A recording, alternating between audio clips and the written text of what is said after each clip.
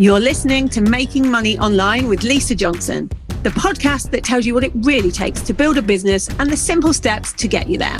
I'm determined to share with you the reality of easy, simple business marketing tips to make passive income so that you can start making money online. Hello, and welcome to today's episode of the podcast, which is all about starting to act like a CEO rather than just an entrepreneur, which I know is a bit of a weird title, and we'll go into it in a second.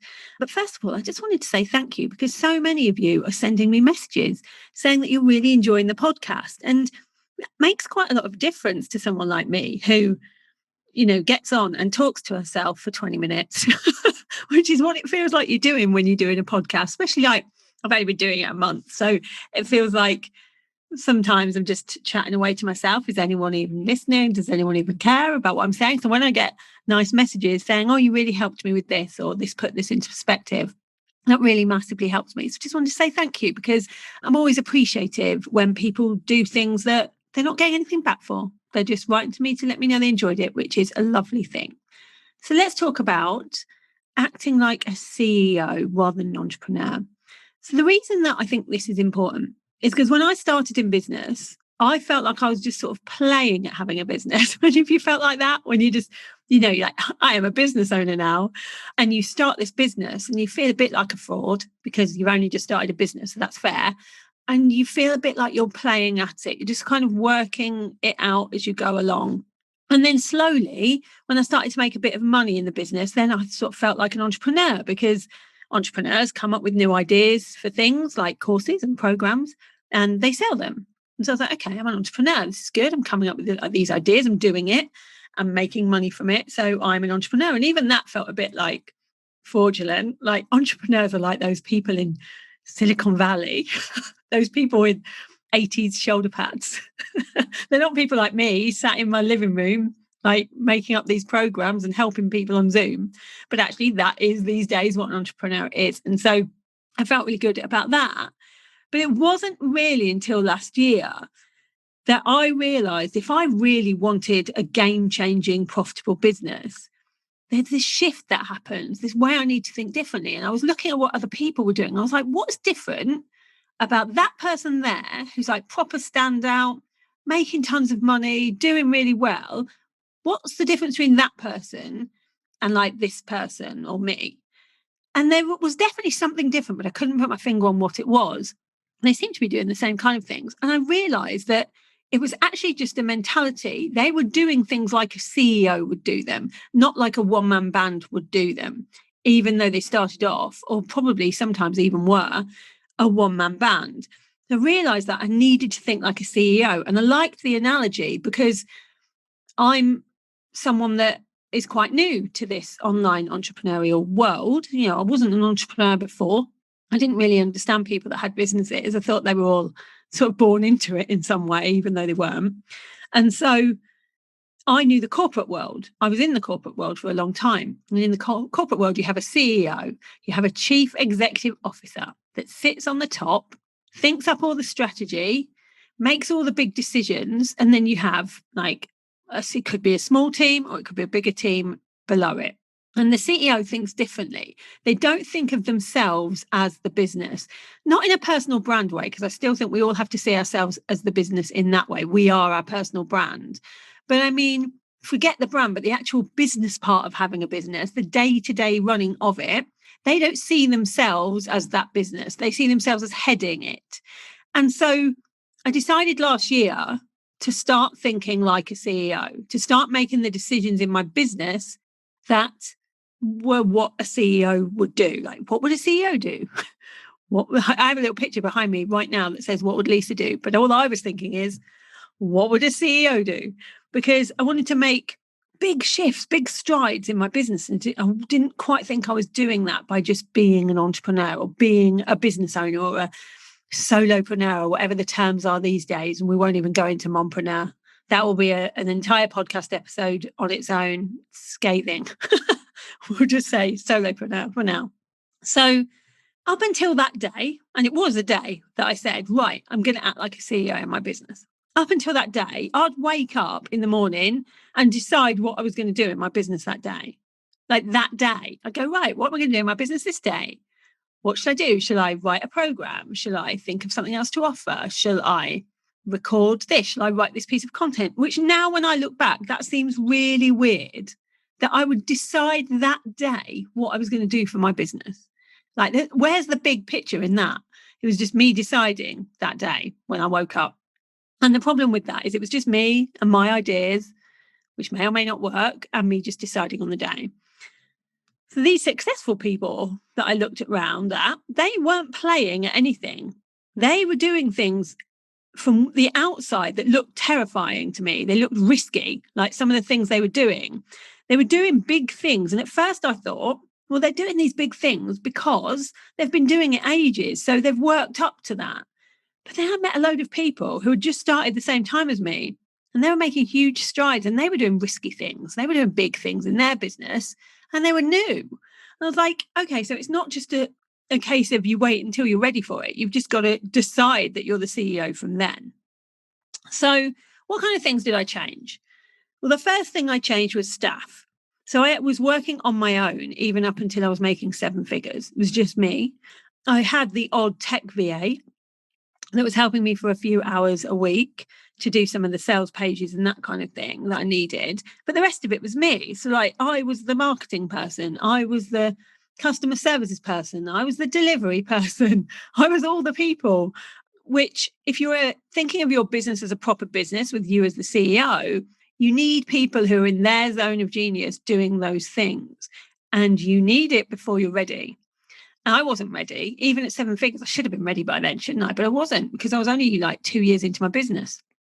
And so it's like, I just wanted to wait because I didn't want to delegate anything, because I was that ridiculous person that thought nobody will be able to do it as well as I do it.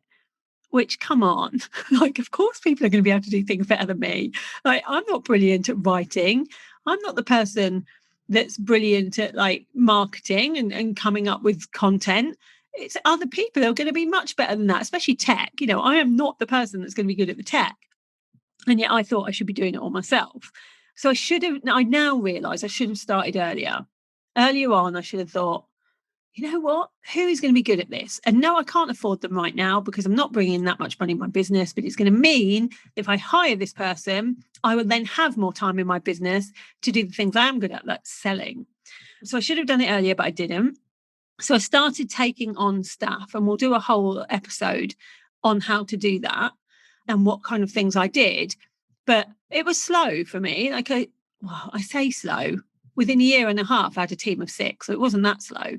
But I took on one person who took a bit of stuff away from me. Then I took on another, and I built it up slowly. We're just about to take on 3 more people. So it's got better. I've got more used to hiring people now. But a CEO will hire people who are better than them at the parts of the job that they're not so good at.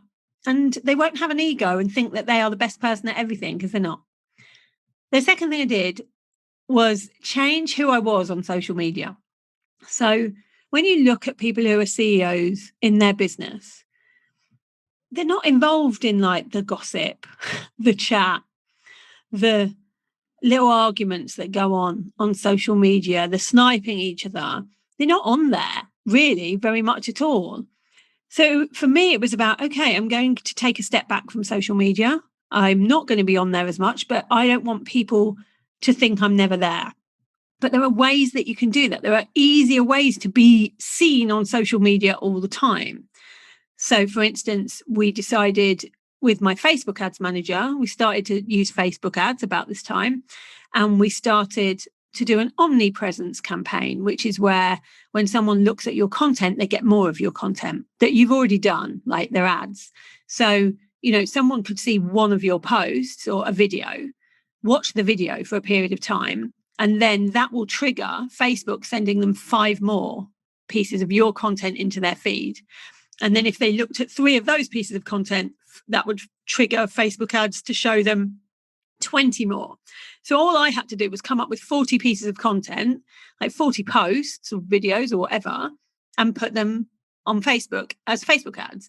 And the rest, it would seem to people who were new to me, like, God, she's everywhere. She's on social media all the time. But actually, I was on it very, very little. And still now, I will write the odd post when I'm on an aeroplane, because that's for some reason when ideas come to me is when I'm traveling. So I'll write the odd post on my personal page, and then that will be turned into a post for Instagram, which will be turned into a post for my Facebook page, might even go into an email. If it's good enough and we've got lots of engagement, we'll turn it into an ad in that omnipresence campaign. All I'll have done is written one post that I really care about. So it meant that I could be away from Facebook for much longer, so that I didn't get dragged into the little battles that happen on social media. Because when you think about, when people say bad things about me on the internet, I feel this ridiculous need to respond, to defend. Whereas if you look at someone like Brené Brown or Oprah, if someone says something bad about them on the internet, pretty sure they don't go, oh, I'm going to reply back to that. They don't care. And so I needed to become more like that, because that's what a CEO would do. It isn't what an entrepreneur would do, but it is what a CEO would do. So it's about choosing those battles you want to fight. And when you do decide to choose a battle, it's about going legal instead of going public, which is very different. So I started to think in that way, and things got easier. And actually, I felt kind of freeing not being on social media all the time. And at the same time, I made some big decisions. Like, a CEO decides where they're going to show up. I decided I did not want to be on Clubhouse. It didn't make me feel good. I don't think my ideal client are there. So I decided to come off it. I decided to come off LinkedIn. I might go back to it at some stage, but I haven't needed it for the last year. And I was just like, I just don't want to be in that space. I want to concentrate on the spaces I enjoy being in. And you can do that as a CEO. You can make the decisions. The other thing that changed was the CEO mindset of investing. So when you're an entrepreneur, you think of all the money as your money. So when you're in debt, you think you're in debt. When you have money in the account, you think of it as your money when you're an entrepreneur, or, when you have a business owner. But when you're a CEO, you think of it as the business's money and the business's debt. And so you start thinking about investing in a real different way. So things like, if I want my business to be bigger, I need better systems. I need more staff. I need to be in better masterminds. And I was able to then spend money without that, oh my God, I shouldn't be spending this much on a mastermind, or, should I really be spending this much on this new system that we want to use in the business? Because when you do that and you feel like it's your money, it feels really hard. Like, for somebody like me who never, ever has had money, it feels really hard to give money away like that. Like, should I really be spending it on this new system? What if it doesn't work? It would make me spiral into a panic of money spending. When it's the business's money, it's like, if I want to grow the business needs to spend some money. The business needs to invest in itself. And it was so much easier to spend the money on things that previous to that I would have seen as a bit risky. Like, my business can be risky. It's not me being risky. My business is being risky. I'm just the CEO of that business, making the decision that my business is going to risk some stuff and to be a bit heavier with investing in itself so that it can make more money. And so that's what I did. And I went into, some of the best masterminds. I got some of the best systems. We went from using things like MailerLite and ActiveCampaign to putting everything into Kartra. And we upgraded so that we had the VIP option on everything. We got more staff in, and all of these things cost. But if you want to be at a certain point in your business, you have to think of where your business needs to be at that point. So, like, if you're saying, well, I want to make 6 million next year, what does your business need to make 6 million? And you think backwards. So you're like, okay, well, it definitely needs 2 members of staff. It needs this, it needs this. And in the next episode, I'm going to talk about what we do on my strategy days. And I'll go into this in more detail, how we work out, well, actually, what does it need to get there? But it can often mean investing in things that you're not there yet, but it's where you vision your business is going to be in a year. So you need the things in place, the systems in place for it.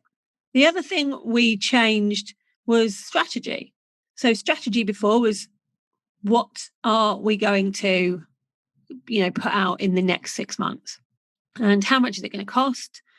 And what kind of marketing activities are we going to do? And that was kind of it for strategy. Whereas we started to think bigger. We started to think further. Like, where do we want to be in a year, in 2 years? Like, that's what a CEO would do. They'd think bigger numbers. They'd think bigger timeline.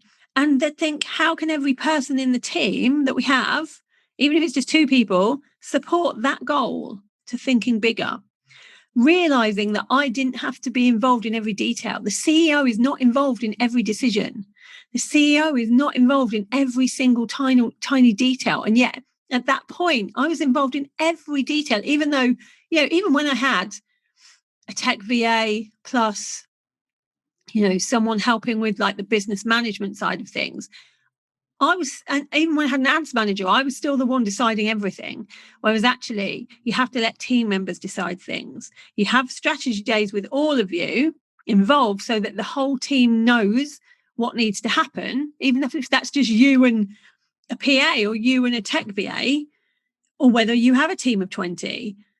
Everyone needs to know what the vision is, where you're going, how you're going to get there, so that they can all support that. And I wasn't thinking like that. It was only me that knew everything.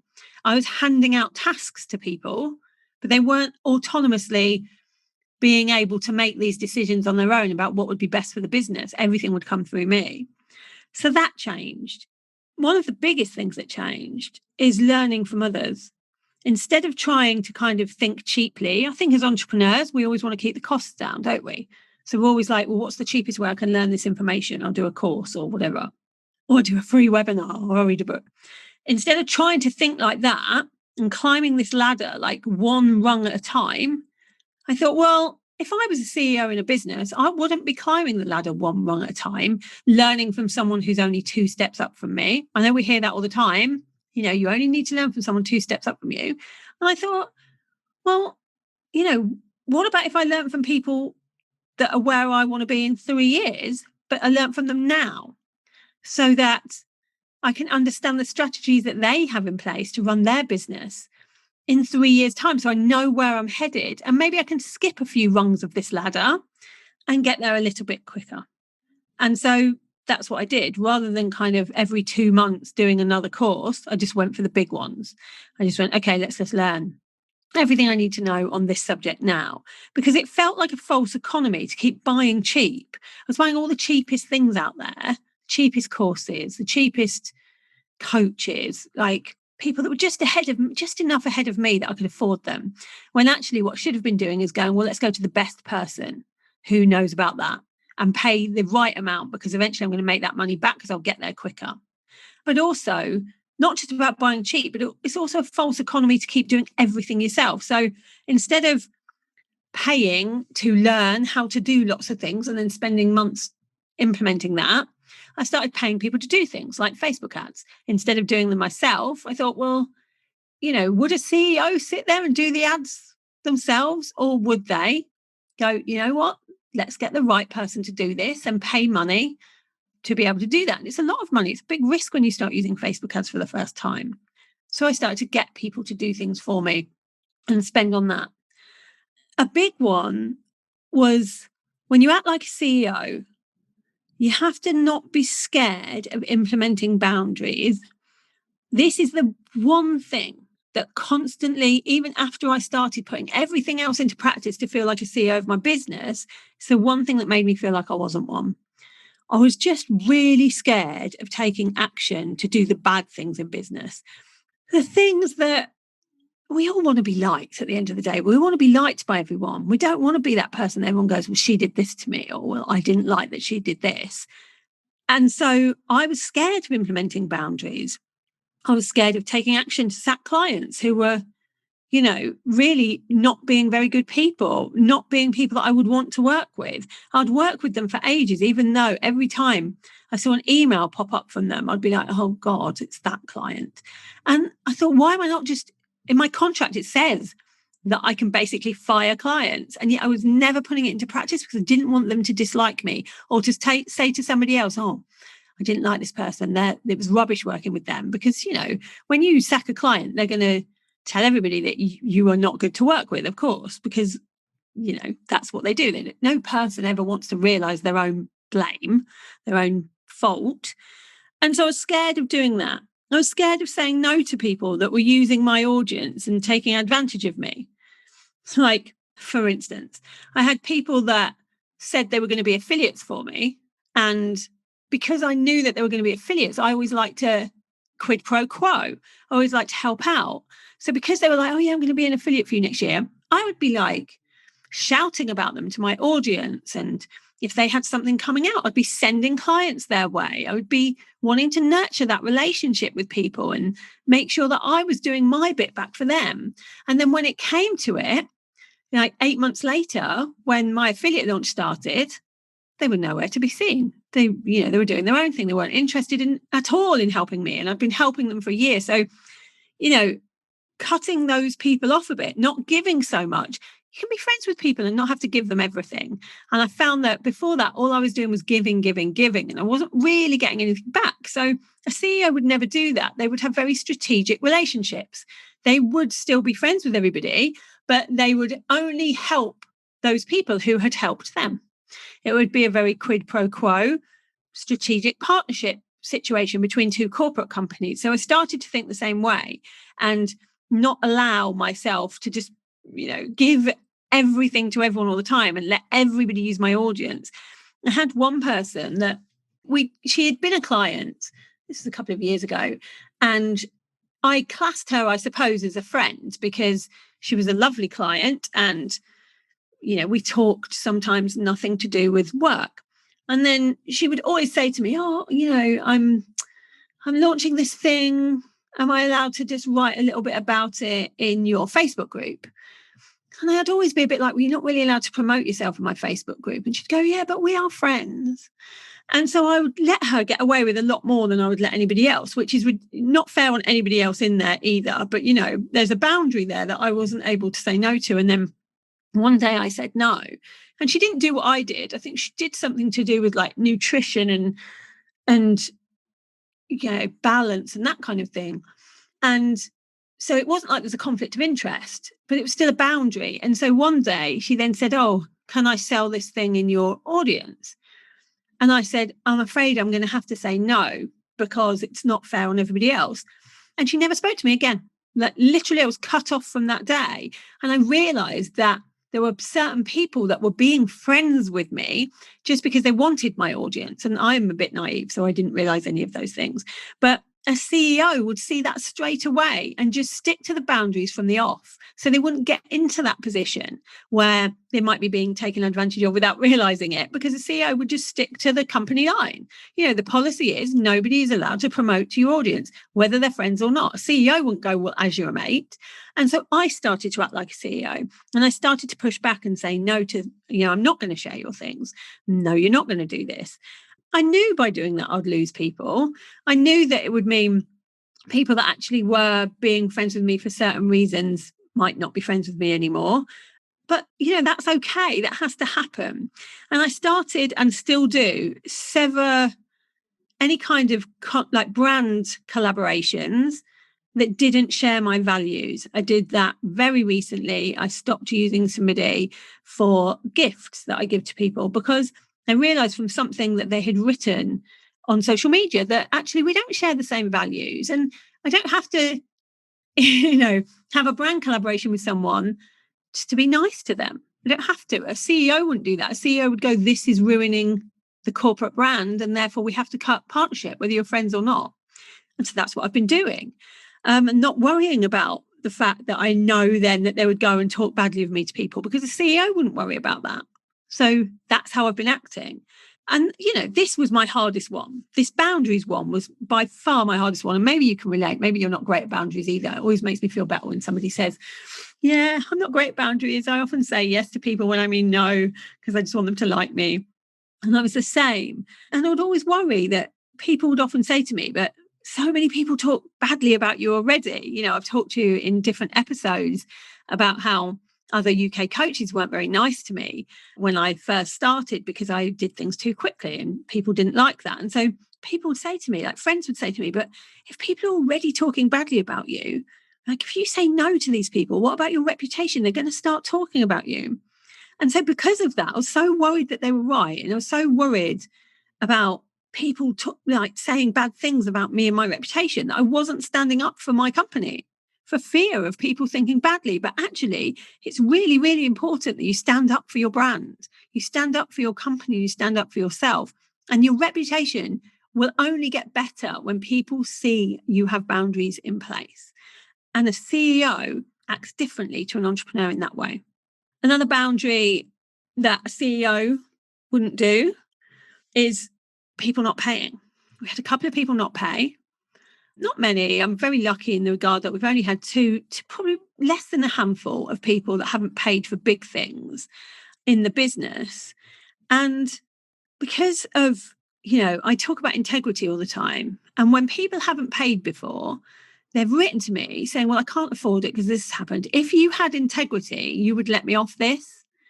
And I'd always feel really bad, like, God, yeah, I do have integrity, so I need to let them off this, which is ridiculous. Integrity is, paying your bills. Integrity is having a boundary that you stick to for everybody, not just the person that gives you the biggest sob story on email. And that sounds harsh, but I'd often say, oh, yeah, you don't worry, you don't have to pay it. I feel really bad for you that you can't afford it. And then 2 weeks later, they'd be working with another coach and I'd feel like a fool. And that happened so many times that I realized that a CEO you would never even get the chance to write to the CEO to tell them your problem. It wouldn't get to that stage. And so I began to have real good boundaries with people not paying. We drew up policies in the business so that it was no longer even my decision to make. I could just follow the policy. The policy says, if you don't pay, we will take you to court. And when we take you to court, this is how we will do it. And if you want to do a payment plan, we will offer a payment plan. And, there will be ways around it, but it would be a policy in place rather than just me feeling bad for certain people that had become, I'd become friendly with, because I do become friendly with all my clients. And so then I wasn't acting like a CEO because of that. I was saying yes to some and no to others, and there was no real policy around it. And that's exactly the same with negative feedback. Like if somebody complains, for instance, let's say if someone complained to me before, that they would write directly to me and they would say, oh, I didn't like this about your one-to-one, or I've finished your course, I've done it all, but I didn't think it was worth it. So can I have all my money back? Or something like that. And the negative feedback, I would be doing different things to different people. Like sometimes I would be giving a refund. Sometimes I would be saying no. Again, because I was just acting like an entrepreneur and dealing with things as they came up. And I realized that actually, and I would take it to heart, because when someone said negative feedback about me as a consultant, I would take it to heart because it was me that they're talking about. It was my course that I had written. When you start thinking like a CEO, you don't think like that anymore. You think, okay, someone's complaining about the company, something that happened in the company. You're the CEO. It doesn't affect you. You can just make decisions on it. But we had an operating procedure. We drew up an operating procedure. If somebody makes a complaint, somebody's not happy with something, what do we do? What steps do we follow in the business? And then I could follow those steps and say, okay, here's the procedure that we now have to deal with it. This is what we're going to do. And it would be nothing to do with me anymore. And I wouldn't feel so much like they were just complaining about me as a person, because as a person, you're always going to be emotionally involved. As a CEO of a company, you're not. This is like a really different way of thinking. And it's made a big difference to my business. We've grown hugely since I started thinking of myself as a CEO. Even when I only had like one member of staff, I started to think of myself as a CEO. I would say, what would a CEO do in this situation? Whatever came up. Somebody wrote something bad on the internet. What would a CEO do if somebody wrote something bad about their company? They'd go legal. They wouldn't get into a slanging match on Facebook, would they? Those kind of things. Like if we needed to invest in your company, what would a CEO do? Would they go for the cheapest one, or would they properly think out what's right for the company? Hopefully that makes sense to you. And hopefully it's helped and help you to start thinking of your business as a business. It's not just you as a solopreneur at your kitchen table. You're a business. And if you want to be a thriving business, a business that makes huge strides, you do have to have that shift in how you think of it as a business and how you think of yourself as the CEO.